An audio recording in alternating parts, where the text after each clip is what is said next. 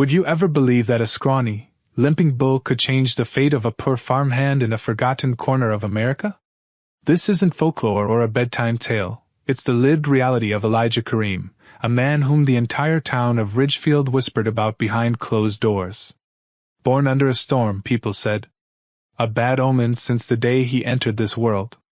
That's the boy who brought the blackout, they muttered, remembering the hurricane that tore through the county hospital the night Elijah was born. And as time passed, the legend of his misfortune grew darker. His parents passed when he was 9. His older brother, Darren, took over the family's meager farmland, claiming the inheritance while leaving Elijah to live in a broken trailer at the edge of the property. Folks said he brought bad luck to every field he worked in. That his touch soured milk, stunted crops, and chased away fortune. It wasn't true, of course, but rumors are easier to believe than reality. Elijah's life was a quiet storm of hardship. Every day started the same way, up before dawn, walking barefoot through the cracked earth, his shoes torn beyond stitching. He labored in Darren's fields, not as a partner, but as a hired hand, unpaid, unthanked, unvalued. His brother would bark orders while puffing cigars on the porch, watching Elijah sweat in the Mississippi sun. When Elijah asked for wages, Darren would scoff and toss him a few crumpled bills. Don't spend it all in one place, unlucky boy. It wasn't just his brother. The townsfolk at Main Street Diner would lower their voices when he walked in. No one would sit near him during Friday prayers at the local Islamic center. Children whispered stories about Elijah the Hex. Even his wife, Miriam, once full of laughter and dreams, had begun to look through him.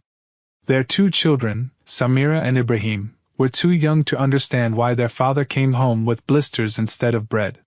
One late summer morning, Elijah sat with his family, staring at the empty dinner table. No flour, no lentils, no oil. Just a crust of bread Miriam had saved from the night before. Daddy will bring food tonight, she whispered to the kids. But Elijah knew he had no work left. Darren had fired him again, claiming Elijah's presence was hurting his crops.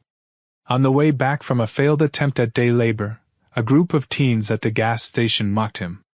Hey Hex man! Whose luck you ruining today? Elijah didn't respond. He walked into Mr. Tully's feed store and asked about boots. Cheapest we got is $85, the clerk said. Elijah had 30. Dejected, he returned home with nothing but bruised pride. Miriam served the children a thin soup made from boiled peels and stale rice. That night, Elijah sat under the stars, speaking to the sky. Oh Allah, why me? Why was I born to be cursed? He slept on the front steps of the trailer, wind curling around his bones like whispers from another world. The next morning, he was barefoot again, digging fence posts for a nearby farmer who didn't know his reputation. By noon, his feet were bleeding, sunburn crackling across his back. When the day ended, he asked for payment. Your bad luck, the farmer said. I lost a hen just this morning. No money. Just another insult. He wandered through the town's farmer's market, aimlessly, his head down. That's when he saw it. An auction was underway. Not a fancy one, just a few men trading livestock near the parking lot. One of them was Darren. He had a skinny, limping bull tied to the back of a rusting trailer. Anyone want this useless thing? Darren called out. Can't walk straight, won't eat right. Might as well be a paperweight. No one bid. Then, turning to Elijah with a smirk, Darren shouted, You want it, Hex man? Take it. Consider it your inheritance. The crowd laughed. Elijah stood still. His dignity told him to walk away. But something strange stirred in his heart. That bull, ribs showing, eyes dull, looked at him with something that felt almost familiar. He stepped forward, untied the rope, and walked home with the animal limping beside him. The town watched in amused silence. Now the jinx has a jinx, someone muttered. Darren leaned against his truck, satisfied. He had handed off a burden and embarrassed his brother all at once. That evening, Miriam stared in disbelief as Elijah tied the bull beside their trailer. He's sick, she said. He's dying. Elijah sat next to the animal, wiped dust from its eyes, and replied softly, "So was I." The next few days were worse than before. The bull barely stood. He didn't eat. His legs were full of old sores. The kids were hungry, and the last of their rice had run out. But Elijah, with cracked hands and quiet faith, took wild herbs from the woods, made salves, and rubbed them on the bull's legs. He whispered Quranic verses into its ears. He prayed. Not for money. Not for revenge. Just for hope. One night Miriam wept. "What are we going to do, Elijah? The Eid sacrifice is coming. We don't even have meat to give our children. This," she pointed at the bull, "is a curse in flesh." Elijah looked at the frail creature and said, "Maybe it's not a curse. Maybe it's a test." And then something strange happened. The bull, once curled in pain, suddenly stood, wobbly but firm. Its eyes shimmered. It sniffed the night air and began to walk slowly toward the woods. Elijah followed. The bull led him to a clearing surrounded by old pine trees. There, beneath a patch of red-leaf plants, it began to graze. Elijah froze.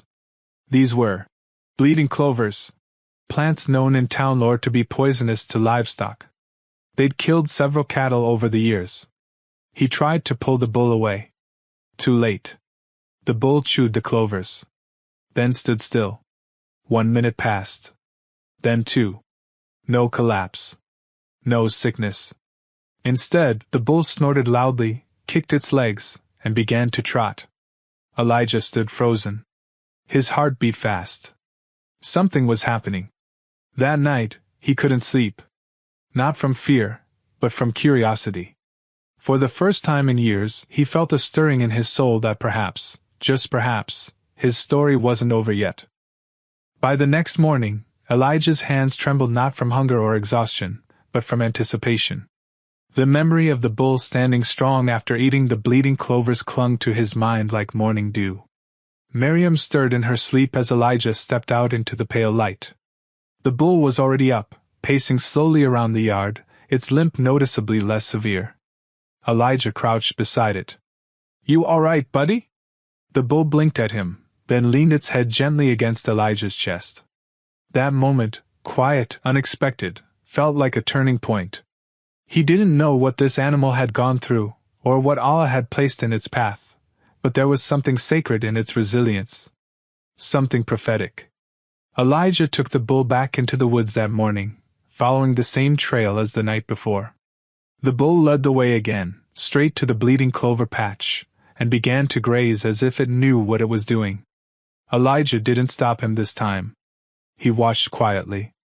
When the bull finished, it trotted in a small circle, then lay under the trees peacefully, no sign of sickness. In fact, it looked better, its wounds less angry, its coat less dull. This became a daily routine. Elijah would guide the bull to the clover patch, whispering prayers the entire way, and sit quietly beside it as it chewed the red leaves like medicine. Every evening, Miriam would ask nervously, "He's still alive?" Elijah would nod, a little stronger each time. "More than that. He's healing." At first, she dismissed it. Then she noticed the changes. The bull was standing straighter. The cuts on its legs were closing up. It began drinking more water, eating regular feed, even playfully nudging the kids when they came close. Samira giggled the first time it lowered its head gently for her to pet it. "Elijah," Miriam said one evening, watching her husband rub salve into the bull's legs, "this thing might actually survive." He didn't look up. "It's not just surviving. It's thriving." By the second week, the townspeople started noticing. A few of the neighbor kids saw the bull running across the pasture, fast. Not limping. Not sluggish. They told their parents. Soon enough, rumors spread like wildfire. "Elijah's cursed bull is healthy now," someone whispered at the farmer's market. "He's feeding it something magical," another speculated. "Some kind of forest herb." Even Darren heard. He sent his ranch hand to snoop near Elijah's trailer. The man returned spooked. "It's true," he said. "The bull's healthy. Strong. Like unnaturally strong. Darren's face darkened. Impossible. But it wasn't. By the third week, Elijah's bull was nothing short of magnificent. Broad shoulders, a glossy coat, alert eyes, and horns that now curled like a ram's crown. It had gained weight, grown muscle, and its energy was unmatched. It could run, leap, and charge like a prized rodeo animal. The transformation was so stark, so fast, that even Miriam had started watching it with awe. "Elijah," she whispered one night as they sat with the kids, "Eid is coming soon. You think this bull could be worth something?" Elijah nodded slowly. "Maybe. But it's more than that." The next morning, a truck pulled up beside their trailer. It was Mr. Gaines, a cattle broker from the next county. "Howdy," he said, climbing down from his cab. "Heard you got yourself a miracle bull." Elijah raised an eyebrow. "Word travels fast." Gaines chuckled. "In small towns? Lightning speed. Mind if I take a look?" The bull was grazing quietly behind the trailer. When Gaines approached, it lifted its head and stood tall. Even he was taken aback. "Well, I'll be damned." He circled the bull, inspecting its hooves, checking its eyes, muscle tone, horn length. "This is the same bull Darren tried to auction off, ain't it?" Elijah nodded. Gaines scratched his head. "I'm not gonna lie. You could get serious money for this. I'm talking 5, maybe even 10 grand. Hell, you clean it up and show it at the state fair, someone might offer more." Miriam's breath caught. Elijah stayed calm. "Appreciate it, Mr. Gaines. But he's not for sale." The broker looked stunned. "Son, you sure? That money could change your life." Elijah smiled gently. "I believe Allah will change it when the time is right." As Gaines left, Miriam looked at Elijah, torn between admiration and fear. "You know this bull could be our way out, right?" Elijah turned to her. "That's what I'm afraid of." Every night, Elijah began to see strange dreams. In each one, he stood in an open field during Eid. The bull would walk up to him and gently place its neck against Elijah's chest. Then light would burst from the sky, and he would hear a voice whispering, "Sacrifice for my sake," he told Miriam. She dismissed it at first. "Just stress dreams. You're overwhelmed." But when the same dream repeated 3 nights in a row, her expression changed. "Maybe it's a sign." Elijah nodded quietly. "I think Allah wants me to sacrifice him." Miriam was horrified. "Sacrifice? But this bull is worth a fortune now." "I know," Elijah said. "And maybe that's the test." The day before Eid, a rich businessman showed up at Elijah's trailer. He was from Baton Rouge and had heard about the bull through some livestock circles. He stepped out of a shiny black SUV in a 3-piece suit and sunglasses. "Name's Carl Henderson," he said. "I'll give you $100,000 for the bull. Cash." Elijah stood still. Miriam's hands trembled. The kids froze. "Think about it," Carl added. "That's a new house, new truck, a future for your kids. All for one animal." Elijah's heart pounded. But the dream, the light, the prayer. "I'm sorry," he said, voice soft but unwavering. "He's not for sale." Carl frowned. "Son, I don't think you understand. This offer doesn't come around twice." Elijah nodded. "I know." Carl left, shaking his head. Miriam didn't speak that night. She just sat on the bed, staring at the floor. The day of Eid arrived. The sun rose over Ridgefield County. People gathered outside Elijah's trailer. Neighbors, strangers, believers, doubters, all curious. Whispers rippled through the crowd. "Will he do it? He'll fold. No one gives up that kind of money." But Elijah had made up his mind. He brought out the bull, who stood calm and still, as if it too understood the weight of the moment. Elijah kissed its forehead, whispered something into its ear, then laid it down gently. "In the name of Allah, the most gracious, the most merciful," he whispered, as he lifted the knife. The sky darkened slightly. The wind hushed. And as the blade touched the bull's neck, a light, soft and golden, spread across the field. As the blade met the bull's neck, time seemed to stop. No one in Ridgefield County had ever seen a Qurbani quite like this. Elijah's hand didn't tremble, not because he wasn't afraid, but because his heart had been steadied by something greater than himself. He made the sacrifice not out of show, nor to impress the townsfolk, but as a man answering a silent call that had echoed in his dreams for 7 nights straight. The bull didn't flinch. Its body sank gently to the earth, as though it was returning to its true home. A strange hush blanketed the gathering crowd, like the entire town was holding its breath. The sun peeked out from behind the clouds, casting a soft, golden glow over the yard. Then it happened. As Elijah stood over the animal's body, preparing to complete the sacred process, a faint light shimmered from beneath the hide, barely visible at first, like the reflection of a distant candle in water.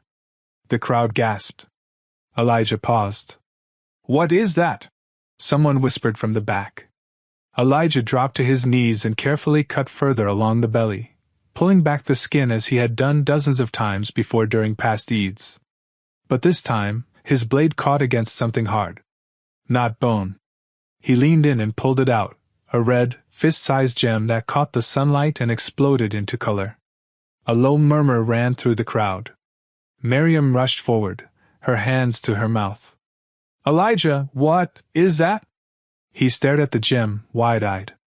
"I don't know," he whispered. "But I think we need to keep going." He reached into the cavity again, and this time pulled out a palm-sized green emerald, and then another, blue, crystal clear like Arctic ice. Then pearls. Dozens of them, smooth and round, falling like marbles from the bull's gut. It was as though a treasure chest had been hidden inside the animal. Now the murmurs turned to disbelief. "Impossible. Elijah, what did you put in that bull? No, this is a trick, this ain't natural." But the people were seeing it with their own eyes. And in their hearts, something shifted. This wasn't just treasure.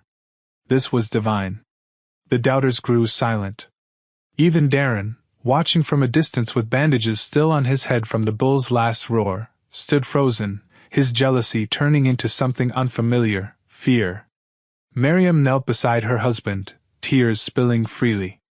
"Elijah, this is a miracle. This is your reward." Elijah was still holding the first ruby he had pulled out. "No," he said softly. "This isn't mine. This is Allah's." He stood up, looked at the crowd, and raised his voice for the first time in years. "Brothers, sisters, neighbors, listen to me. I was born in this town. You all saw me struggle. You saw my family go hungry. You called me cursed, unlucky, useless. But today, this isn't about me. This is about faith." He held up the gem. "I asked Allah for mercy. And when the time came, I didn't choose wealth, I chose sacrifice. And He answered." No one said a word. Then an old woman in the crowd, Sister Leona, one of the earliest Muslim converts in Ridgefield, wiped her eyes and said aloud, "Allahu Akbar." Others followed. The crowd, stunned and reverent, broke into praises. That night, Elijah sat quietly on his porch, watching his children play under the moonlight. The treasure had been taken inside for safekeeping, but even without it, something had changed. People looked at him differently now, not with suspicion, but with respect. The next morning, Elijah called the local imam and the town elders. "This doesn't belong to me alone," he said. "This is barakah. Blessing. And barakah must be shared." The imam nodded. "What do you want to do?" "I want to build," Elijah said. "A new masjid for the growing Muslim families. A shelter for the homeless. A food bank. Scholarships for the kids who can't afford to dream. I want every orphan, every widow, every worker to know that sacrifice is never wasted in the sight of God." And so, he did. Within weeks, buyers from New York, Chicago, and Houston came to see the gems. They offered Elijah millions. He accepted, on one condition: part of every sale would be directed toward community development. The first diamond he sold built a 2-story masjid on donated land at the edge of town. Its white walls and silver domes shimmered in the morning sun, a symbol of grace in a place that once called Elijah cursed. The emeralds funded an education trust for underprivileged children. Samira and Ibrahim were among the first students. New books, uniforms, and warm lunches arrived for every enrolled child. The pearls were used to start Kareem House, a shelter named after Elijah's mother, where widows and single mothers could find safety, food, and healing. Elijah remained in his old trailer for a while, even though he could have bought any house he wanted. When asked why, he smiled and said, "You don't abandon the soil that grew your roots." Still, one day Miriam insisted. "Just one thing," she said gently. "Let's build a small home. Something humble. Something clean. For the children." And so he did. A modest farmhouse on a gentle hill, close enough to the masjid, far enough from noise. Elijah planted date trees outside. A Quranic verse hung at the entrance. "Indeed, after hardship comes ease." Surah Al-Anshira 94:6. But the most surprising change came from the town itself. People who once avoided Elijah now knocked at his door. "Brother Kareem," they'd say, "forgive us." The man once called Hexman had become a leader, a mentor. A man whose patience had turned shame into light. Darren, after weeks in the hospital and reflection, finally came to the masjid one afternoon. He sat in the back quietly, watching Elijah deliver a short sermon. After the prayer, he approached slowly. Miriam tensed. Elijah waited. "I don't deserve forgiveness," Darren said, choking on his words. "But if you've got any left in you, I'd like to start again." Elijah looked at his brother. Then he embraced him. "We start every prayer with in the name of the most gracious, the most merciful. If God forgives, so will I." The town began changing too. Muslims, Christians, and others began attending Elijah's public talks. He didn't preach wealth. He preached truth. That patience doesn't mean weakness. That sacrifice isn't loss. That every broken thing has a purpose. One day, a journalist from a national news outlet came to interview him. "Mr. Kareem," she asked, "you went from poverty to millions. From humiliation to honor. What's your biggest takeaway?" Elijah smiled, looking toward the pasture where the bull once grazed. "You can't bargain with destiny. But you can meet it with faith." She leaned forward. "What would you tell others who are still suffering?" He thought for a moment, then said, "Sometimes, Allah hides your treasure inside your test." It had been a year since the sacrifice that changed everything. Ridgefield County was no longer the town it used to be. The streets were cleaner.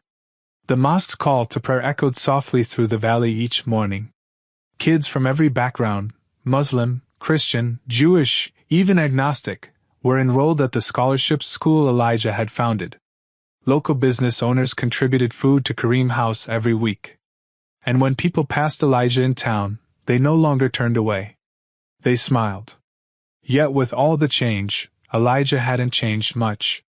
He still wore his simple jeans and flannel shirts. Still walked to the masjid at dawn.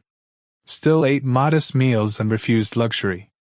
"You don't need gold to show gratitude," he'd say. "You need action." He taught Friday classes, often opening with reflections from his own life.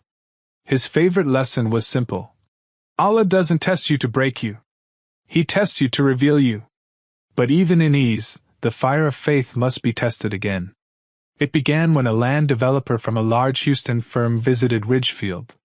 They saw what Elijah had done, heard about the wealth he now controlled, and decided they wanted a piece of it. Not his treasure, but his land.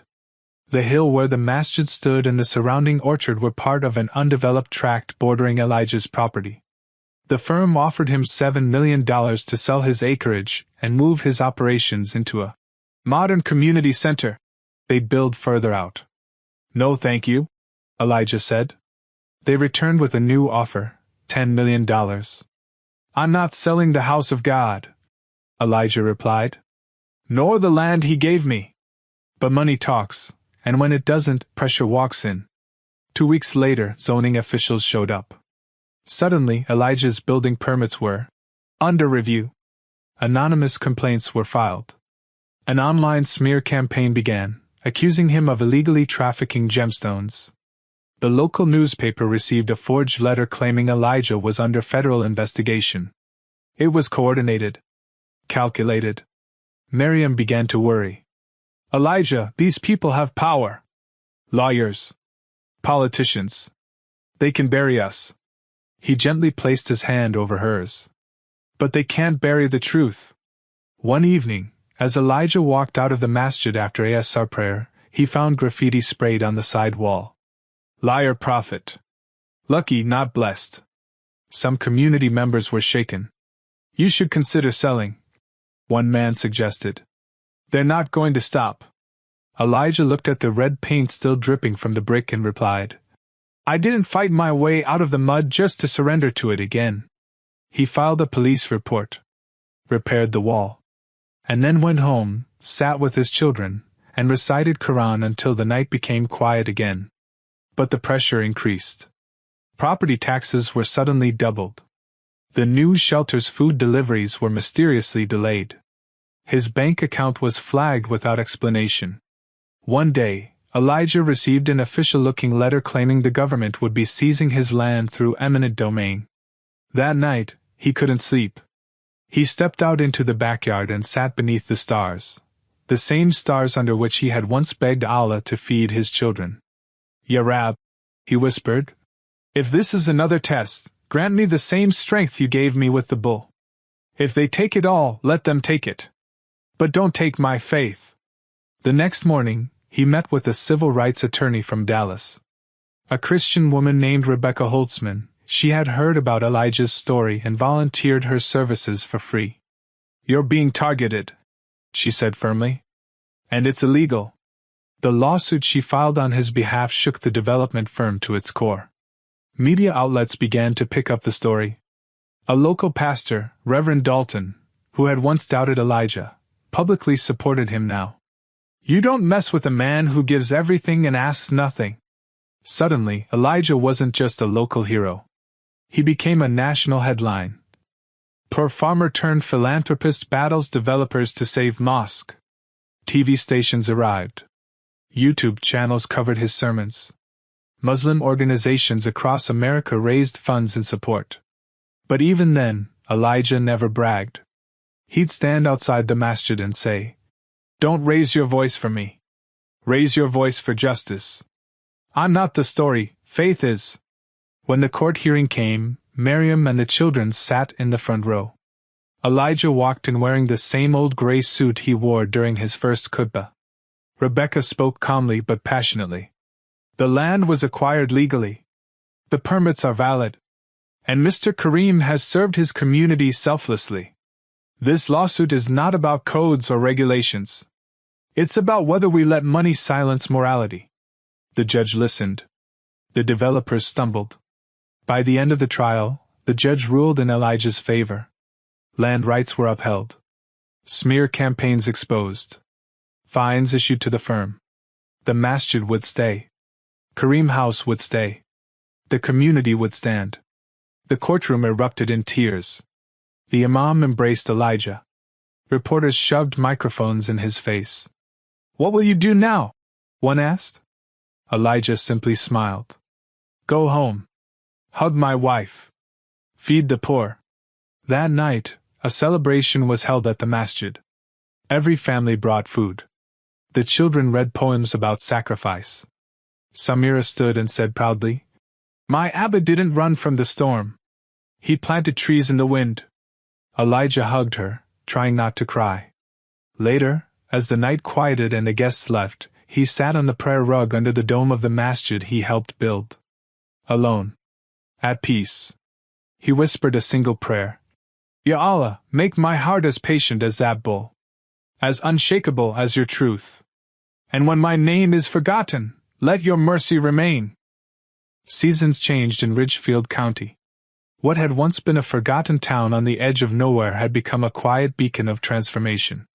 Not because of skyscrapers or tech parks, but because of one man's sacrifice, and the story that never stopped living. Elijah Kareem now walked with both humility and quiet power. Not because of wealth, though he had plenty, but because of the way he used it. He never bought a sports car or diamond watch. He never moved to the city. He still walked to the masjid for far prayer, rain or shine, his Qur'an tucked beneath one arm and a small bottle of olive oil in the other for the masjid lamps. But the legacy of the bull, it lived on in every brick, every book, every lifted hand in prayer across Ridgefield. The children at Kareem Academy now read and wrote in English, Arabic, and Spanish. The women at Kareem House no longer cried themselves to sleep.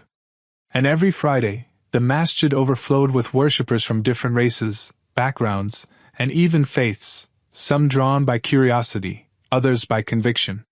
One morning, after prayer, Elijah stepped outside and saw a man waiting at the entrance. He was older, dressed in a worn suit, face tired but familiar. "Darren," Elijah said. His brother nodded. They hadn't spoken in months since the trial.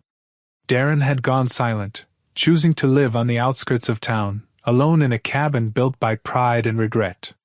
"I heard about the city offering you $10 million again," Darren said. "You turned it down." Elijah nodded. "The land belongs to God. I'm just using it on loan." Darren looked down. "I was wrong, you know. For years. I laughed when you were on the ground. Never thought you'd rise. But here you are." Elijah stepped forward and placed a hand on his brother's shoulder. "Forgiveness is heavier than diamonds. But it buys more peace." Tears welled up in Darren's eyes. "You'd still forgive me?" Elijah smiled softly. "You were my first test. And I passed." The two embraced for the first time in decades. Word of Elijah's story continued to spread far beyond the town. Documentaries were made. College students interviewed him for ethics papers.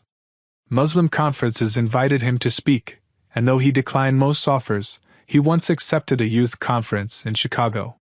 He stood on stage in front of thousands of young Muslims and simply said, "Sometimes the thing you fear holding on to is the exact thing God will use to lift you." Then he told the story of the bull, of hunger, humiliation, faith, dreams, and the final sacrifice. When he described how the light shined from the bull's body as he made the Qurbani, the room was silent except for a few sniffles. "You are not your past," he said. "You are your prayer." After the speech, a teenage boy from Detroit approached him. "Brother Elijah, I was thinking about quitting school. My dad left. My mom's struggling. But now I think I just have to wait. Maybe my own bull will show up." Elijah hugged him. "It's already on the way. You just have to meet it with faith." Back in Ridgefield, Elijah's final act of gratitude was to plant a tree. In the center of the pasture where the bull used to graze, he planted a white oak. Around it, he placed a plaque that read, "To the silent companion who taught me that Allah hides power in the weakest bodies.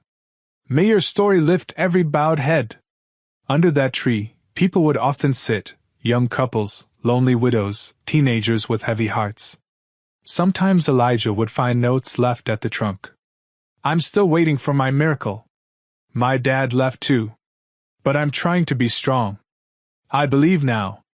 I really do." The tree became known as the Mercy Oak. Years later, when Elijah turned 65, his beard gray and his steps slower, Miriam asked him a question as they watched the sunset behind the mosque dome. "What do you think Allah saw in you that day, with the bull?"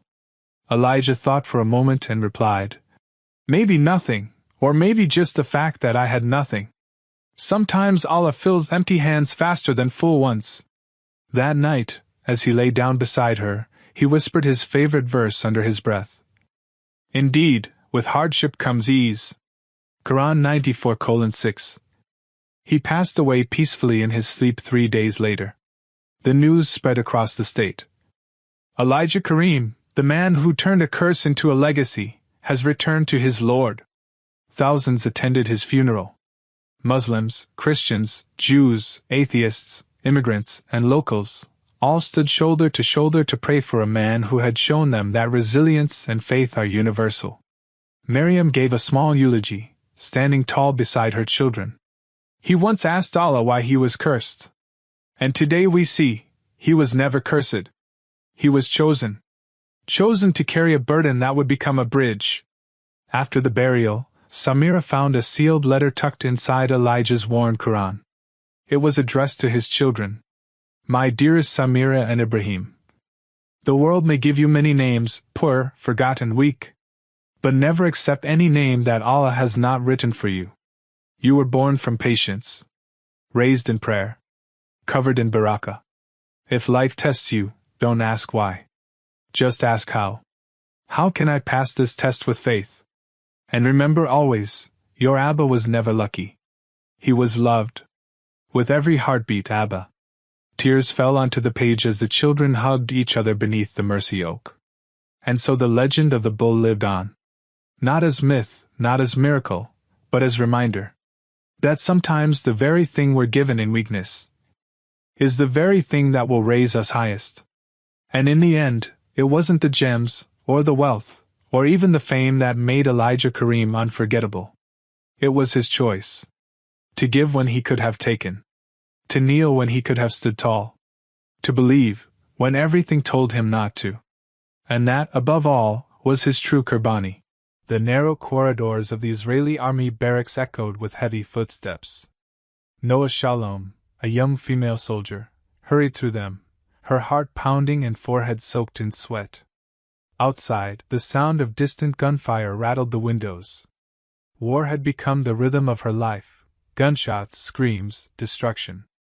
But on this day, something was different. Noah felt like a bird trapped in a cage, suffocated by the endless conflict between Israel and Palestine. Every day, she questioned the purpose of the war. She had once believed she was fighting for her country. But now, all she saw was senseless killing. The death of her close friend in battle shattered whatever belief she had left in the cause. She could no longer justify what she was doing. For months, Noah had quietly planned her escape. She had saved every shekel she could. Today, she would leave everything behind, the army, her past, even her homeland. With trembling hands, she packed a small bag. Her heart felt heavy, but her will was firm. She slipped out of the barracks under the cover of dusk, each step driven by a desperate longing for peace. As she neared the Jordanian border, Israeli soldiers patrolled the highways. Her heart nearly stopped when one of them stepped into her path. Thinking quickly, she pretended to be a tourist.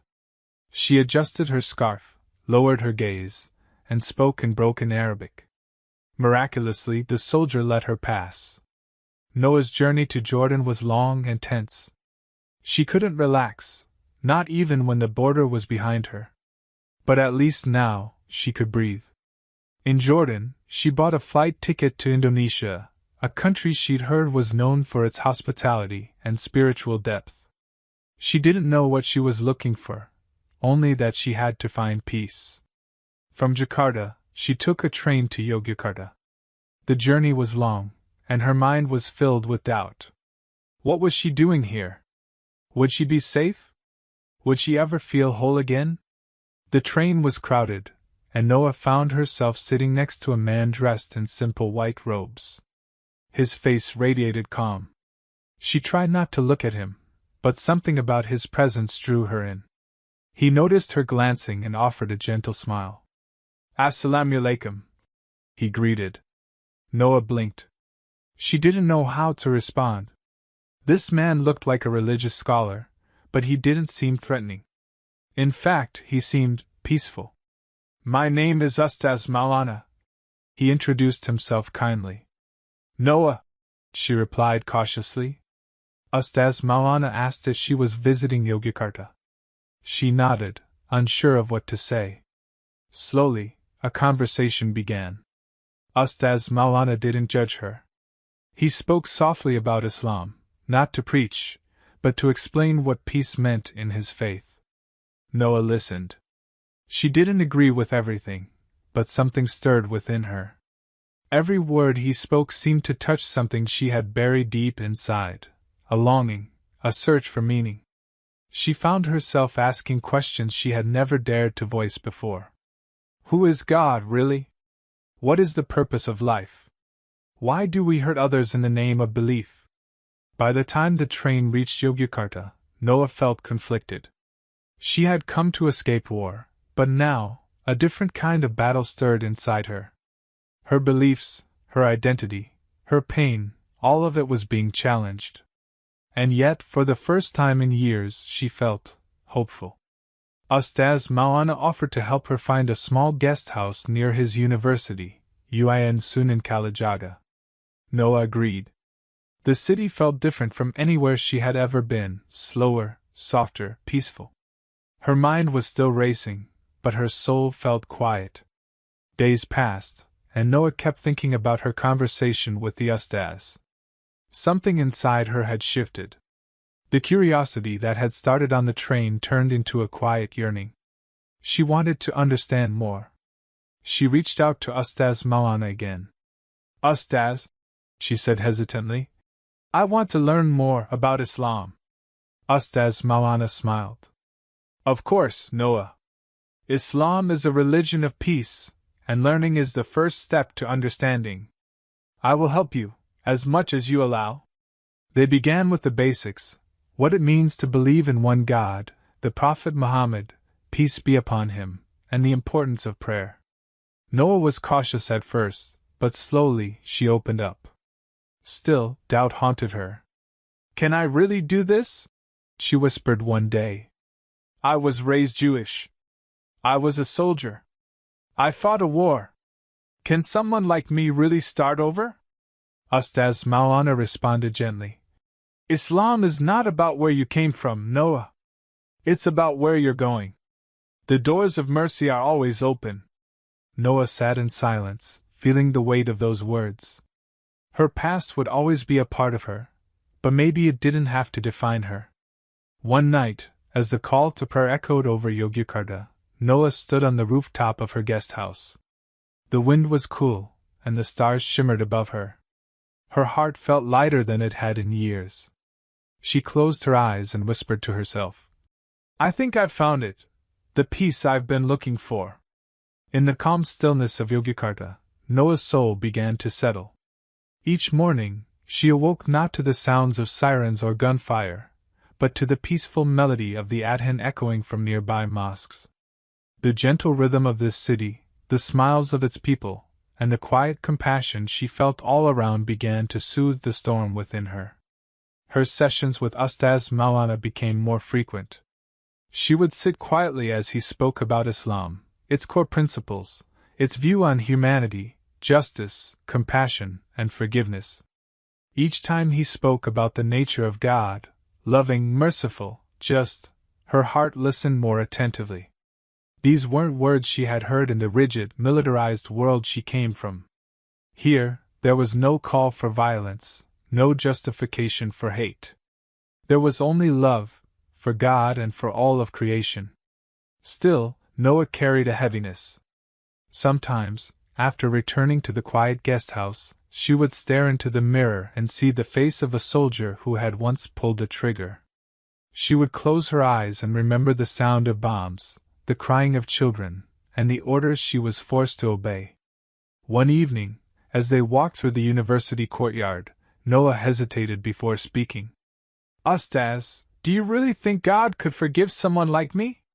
Maulana turned to her, his gaze calm. Noah, do you think God's mercy is smaller than your sins?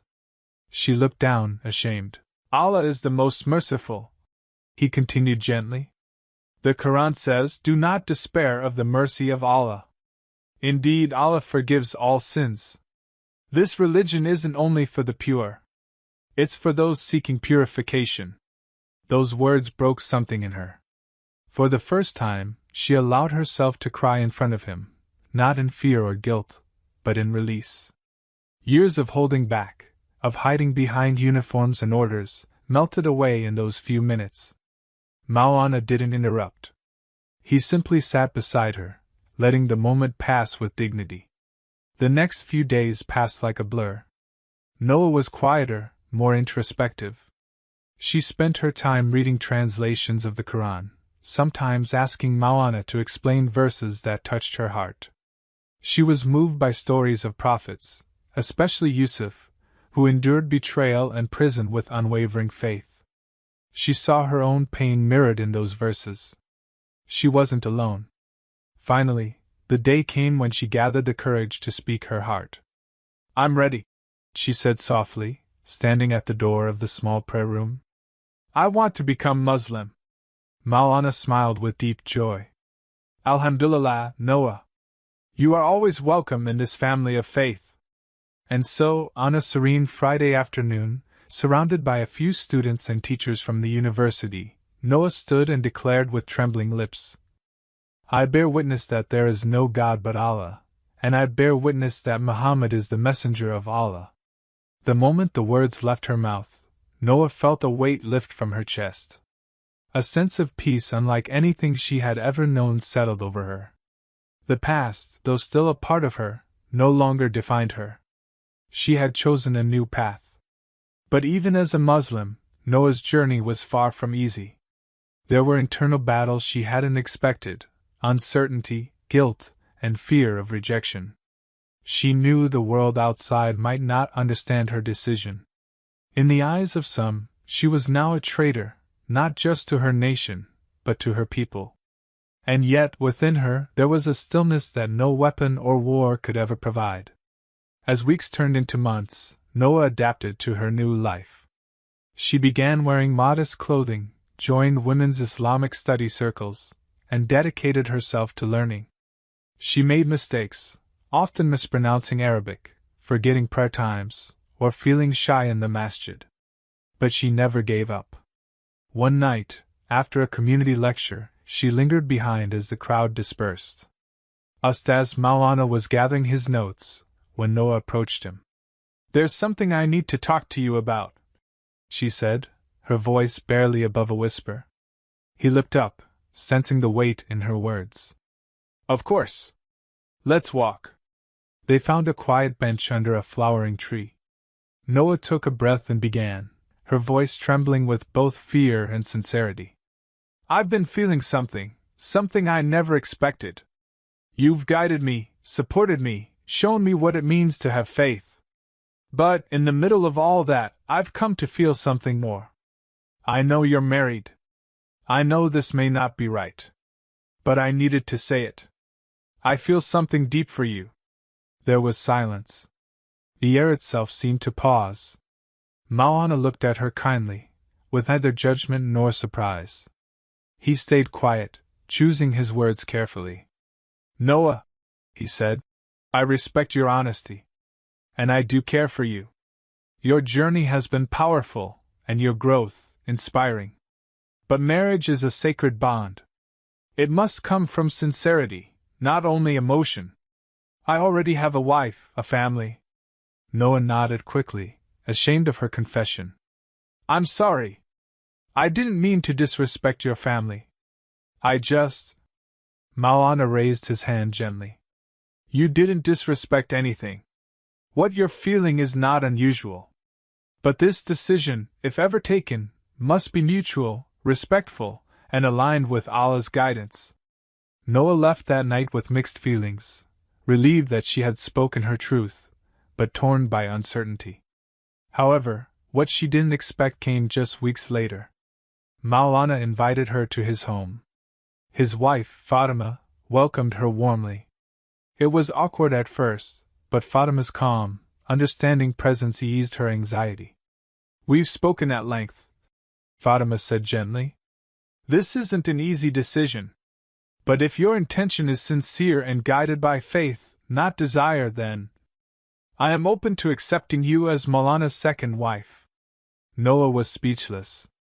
Her eyes welled up with tears, not out of romantic joy, but from deep respect and awe. She had not expected kindness. She had not expected understanding. "Why would you be willing?" Noah asked, almost whispering. Fatima smiled.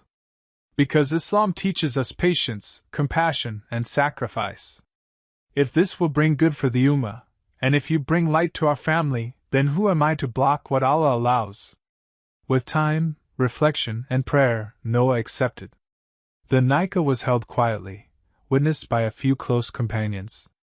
Noah didn't see it as an ending, but as another beginning. A new chapter, not only as a Muslimah, but as a wife, and as a woman now fully rooted in her faith. Together, she, Mawana, and Fatima became more than a family, they became a team. They founded Yayasan Cahaya Perdamaian, the Light of Peace Foundation. Their mission, to help children and families devastated by war, especially in Palestine, where Noah's past once lived, and where her heart now longed to bring healing. What started as a journey of escape had become a journey of service. The gentle breeze of Yogyakarta carried with it the scent of blooming frangipani trees as Noah stood beneath the soft light of dawn, her hands raised in dua. With every whispered prayer, her soul felt more connected, no longer running from war, but running toward peace. Her life, once defined by destruction, was now being rebuilt through compassion, purpose, and faith. Noah had become more than just a student of Islam. She was now a wife, a sister, and a servant to humanity. Her marriage to Ustaz Maulana, with Fatima's noble approval, was built not on fleeting emotion but on shared purpose and mutual respect. The three of them, bonded by faith, set out to create something bigger than themselves. Together, they established the Cahaya Perdamaian Foundation, the Light of Peace. Their goal was simple yet profound: to provide aid, education, and hope to victims of war, especially in Palestine. For Noah, this mission was deeply personal. It was her way of reconciling with the past, of repaying a debt she felt could never truly be paid. Her days were now filled with work that truly mattered. She organized relief shipments, oversaw children's trauma programs, and raised funds from local and international donors. With every bag of food delivered, every school rebuilt, and every smile restored on a war orphan's face, Noah felt herself heal a little more. Still, healing wasn't linear. There were nights when her past returned, haunting memories of bloodied uniforms, screaming civilians, and the crushing guilt of what she had once been part of. On those nights, she would sit quietly in the prayer corner of her home, tears wetting her prayer mat as she whispered to Allah for strength and forgiveness. One evening, she turned to Fatima while preparing supplies for a fundraising event. "Sometimes," Noah said softly, "I still feel like I don't belong. Like the shadows of who I used to be are still chasing me." Fatima looked at her warmly.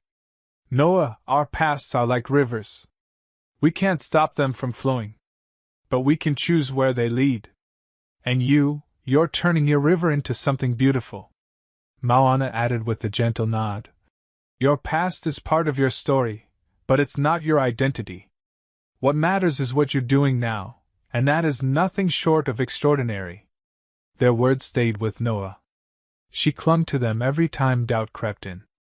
Months passed, and the foundation flourished. Donations grew. Volunteers joined. And across Palestine, families received food, medicine, and most importantly, hope. One day, the team was able to fund a new school for orphaned children in Gaza. When Noah saw a photo of the students smiling in their classrooms, her hands trembled as she held it. This was why she was still alive. This was the meaning of her journey. She began traveling with Maulana to conferences and awareness campaigns. In Jakarta, she stood on a stage, her voice steady as she addressed hundreds. "I was once a soldier," she said. "I lived in the heart of war. I thought violence was power, that fear brought control. But I was wrong. True power is in peace. True strength is in compassion. And true victory is when we save lives, not take them." The room was silent, moved not just by her words but by the authenticity in her voice. When she stepped down, people approached her with tears in their eyes, thanking her for the courage to speak the truth. For many, she had become a symbol of transformation. Back home, Noah's bond with Fatima only deepened. They were not rivals, they were sisters in faith, companions in service. They laughed, they cried, they planned programs late into the night. And every time Noah looked at her, she saw not just acceptance, but deep love. One evening, while sitting together in their courtyard, Noah finally asked something that had weighed on her heart. Fatima, how did you find it in yourself to accept me? Fatima smiled, pouring them both tea. Because Islam taught me that love grows by sharing, not hoarding. You didn't steal anything from me. You brought light into our lives. And if that light is from Allah, why would I ever block it? Noah blinked back tears.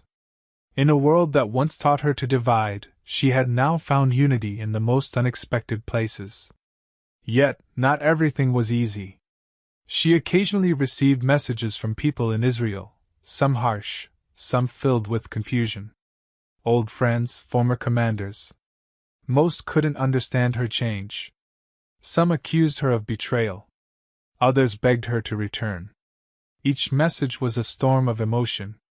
One day, she met with two childhood friends who had traveled to Indonesia after learning about her transformation. They sat across from her at a quiet cafe in Yogyakarta, their faces filled with disbelief. Noah, one of them whispered, what happened to you? She looked them in the eyes, calm but firm. I didn't change. I found myself. They struggled to accept her words, but deep inside, they could see something in her that hadn't been there before, peace. They couldn't relate to it, but they couldn't deny it either. Back at home, life carried on with its beautiful simplicity. Maulana remained her guide and partner in purpose, and Fatima her rock. Together, they created more than a family. They became the heart of a movement. Years passed. The Cahaya Perdamaian Foundation expanded, now helping victims of war in Syria, Yemen, and Rohingya camps. Children who once had no future were now reciting Qur'an, learning math, and dreaming of brighter tomorrows. Widows were being trained to build businesses. The legacy was real, tangible, eternal. One night, Noah sat with Maulana and Fatima on the rooftop of their home. The stars were scattered across the sky, and the city below slept in peace. Do you remember the train ride? Noah asked with a faint smile. Maulana chuckled. How could I forget? You were very skeptical. Fatima laughed. And now look at her. She's the one giving khutbahs at fundraisers. They sat in silence for a while, the cool night air brushing past them. I used to think war defined me, Noah said quietly. Now I know, it only led me here. Fatima placed a hand on her shoulder. And now you define peace, for others. With tears in her eyes, Noah looked up at the stars. She no longer felt like the lost soldier. She no longer felt like an outsider in her own life. She was home. In her heart. In her faith. And in her purpose. As the city slept, Noah whispered a final prayer. O Allah, I came to you broken. And you made me whole. Let me spend the rest of my life serving you, through every child I help, every mother I comfort, and every soul I lift from despair. And in that moment, the stars above seemed to shine just a little brighter.